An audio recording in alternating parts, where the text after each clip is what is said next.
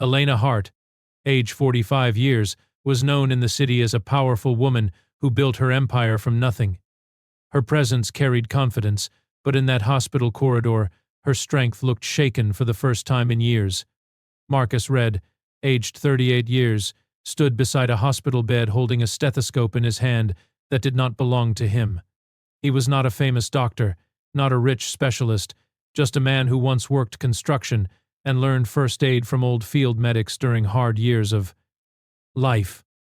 On the bed lay Noah Red, age 10 years, a small boy with pale skin, tired eyes, and a fragile body that had already fought too many battles for his age.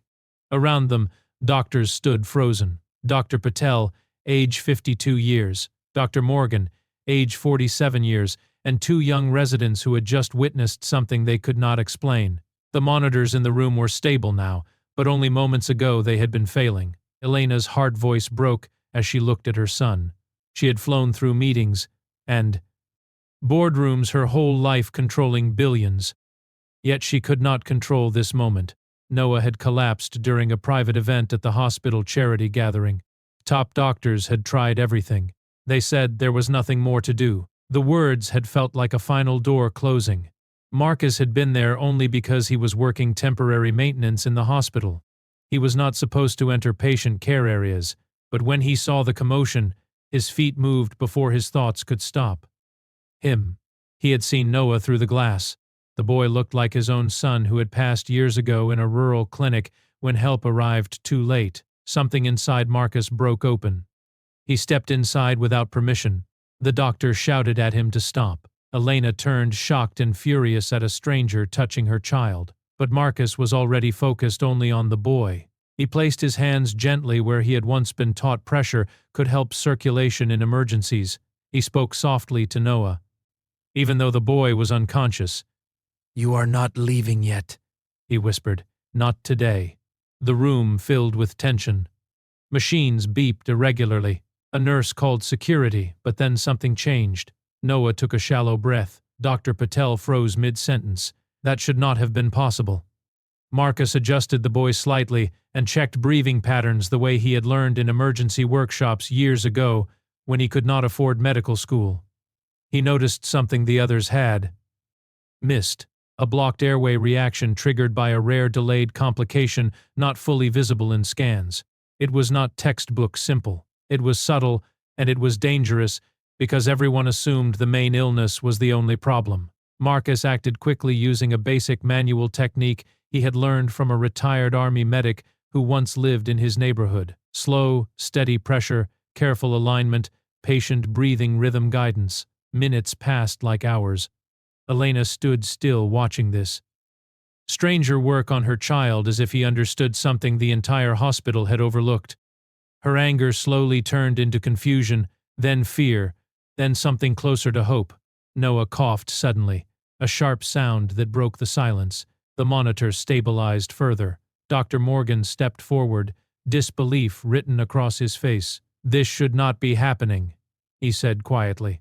But it was happening. Noah opened his eyes slightly and looked at Marcus. He whispered a faint thank you. Elena covered her mouth, tears forming without permission. Marcus stepped back immediately as security finally entered the room. He raised his hands calmly. "I am not staff," he said simply. "I just saw something wrong." The guards hesitated because the child was now stable. Dr. Patel examined the results quickly and realized the truth. The blockage had been missed. Even their advanced team had overlooked it. A silence spread through the room heavier than before. Elena turned slowly toward Marcus. "Who are you?" she asked softly, now no longer angry, but shaken. Marcus looked at her, then at Noah. "Just someone who could not walk away," he said. In that moment, something shifted in Elena's heart. She had spent her life trusting titles, degrees, and wealth. Yet, here was a man with none of those who had done what the best system in the city failed to do. Later that night, Noah was moved to a recovery room. Marcus returned to his maintenance duties, trying to disappear into his normal life. Again. But Elena could not let him go. She found him near the hospital corridor, sitting alone, drinking cheap coffee from a vending machine. The hospital lights were dim, now softer. The noise of the day had faded into quiet echoes. Elena approached slowly. "You saved my son," she said. Marcus shook his head. "I only saw something others missed." She sat opposite him despite the difference in their worlds. For a long time, neither spoke. Outside the window, the city moved with its usual rhythm. Cars passing, distant sirens, the quiet hum of life continuing without pause. Elena finally spoke again. "I built companies worth billions," she said. "I thought I understood value." Marcus looked at her carefully. "And now?" he asked. She smiled faintly through tired eyes. "Now I think I was wrong about many things."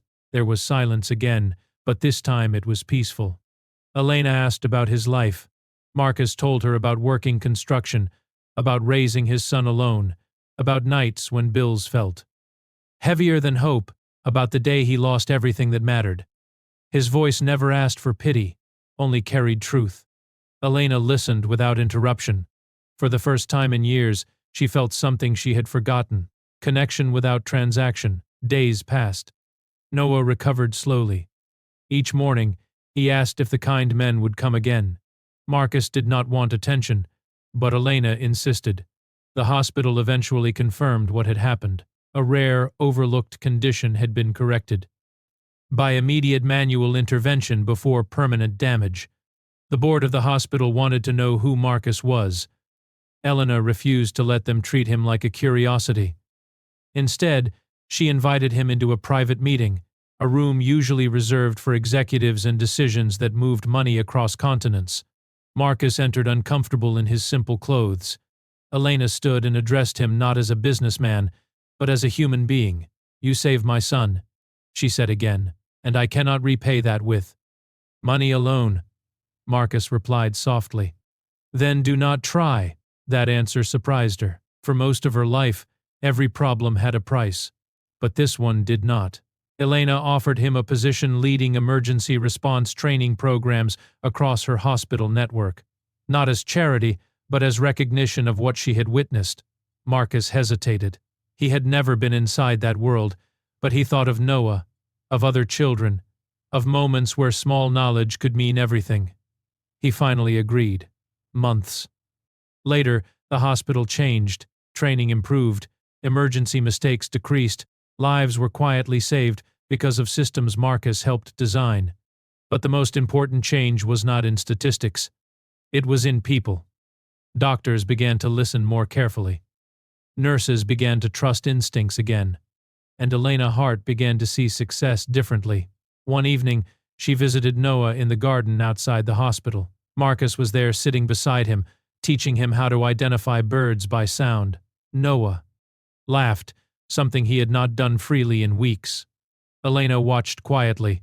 Marcus noticed her and nodded. She sat down beside them. The sun was setting softly, turning everything golden. Elena spoke quietly. "I used to think strength meant control," she said.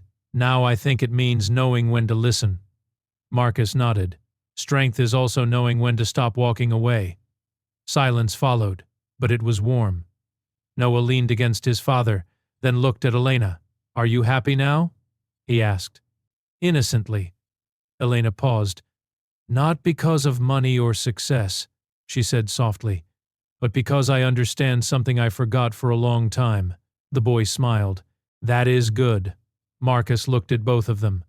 "Sometimes life breaks us just to show us what matters." Elena nodded slowly. In that moment, none of them were billionaire, single dad, or patient. They were simply people sharing a quiet piece of life. And sometimes that is enough. Days later, Marcus stood in front of a training group at the hospital. He was no longer invisible, but he still spoke with the same calm voice. He told them, "You do not need to be the smartest in the room. You just need to see what others miss." Elena watched from the back of the room. She remembered the first moment she saw him, a stranger who stepped into chaos without permission and changed everything. Not with power, not with money, but with presence. And in a world that often forgets simple humanity, that was the most shocking thing of all. If this story touched your heart, please like, share, subscribe, and comment.